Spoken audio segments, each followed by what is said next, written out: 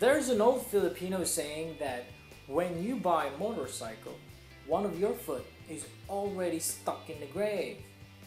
Give me 5 minutes and I'll show you how that is.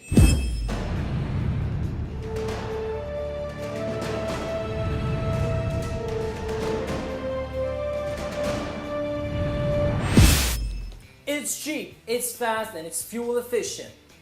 Nothing beats the rush of 0 to 60 kilometers per hour in just under 5 seconds of ride. Plus, if you do it with no helmet, a jacket, and a pair of shades, you'll look like Tom Cruise in one of his movies. But one simple mistake, one uncalculated maneuver, and you're already on your way to the emergency room. You can't get up. In the ER, you hear your relatives crying when the doctor brings in the bad news. The neurosurgeon has to operate, and it's going to cost them 150,000 pesos. And price is not even inclusive of the medications, and you have to stay a week in the intensive care unit. Hold up, 150,000 is already the price of your motorcycle, which you have to pay in a 5-year installment plan. Hold up, 150,000 is already what the average one is making in a single year. And even if you lease out your parents' property or house and lot, you can't even get to 150K in time for the emergency operation. So what happens in the ER? Your relatives say no to a life-saving procedure. They say no, we can't afford the operation and we'll just have to live with the consequences. This is the reality that is going on inside government hospitals here in the Philippines. And all of this can be avoided if we follow simple, basic riding rules. Helmets are supposed to be worn, and the use of helmets is supposed to be mandatory. However, there exist provinces in northern Philippines that actually ban the use of motorcycle helmets, thus in effect decreases the survival rate of drivers involved in traffic accidents. Having backriders is already risky. Having backriders with no helmets, much more. In my experience in government hospitals, it's the backriders that suffer the fatal injury. They have much less time to react in a traffic collision than the driver because they don't really mind what is going on in front of the vehicle. Having a child or a pregnant woman in the back is much more risky. Here in the Philippines, some cities have already banned putting a child or a pregnant woman in the back seat of a motorcycle.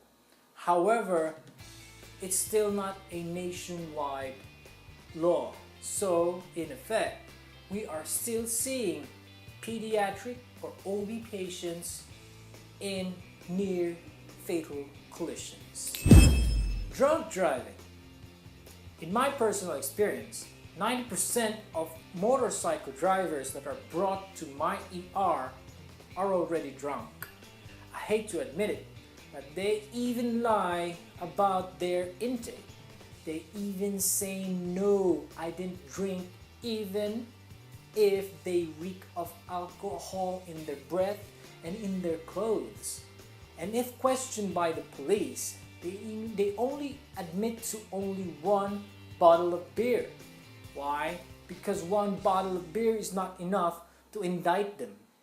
And I also hate to admit it, but our police here in the Philippines and our traffic management officers do not carry with them an alcohol breath tester.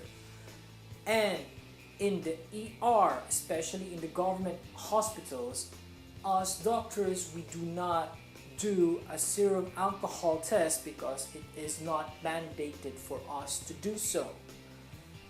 Also, especially in the provinces, we have less people patrolling the streets at night or in the wee hours of the morning looking for drunk drivers, because it is at this time that we see motorcycle drivers that are engaging in risky behaviors with backriders and also doing some racing.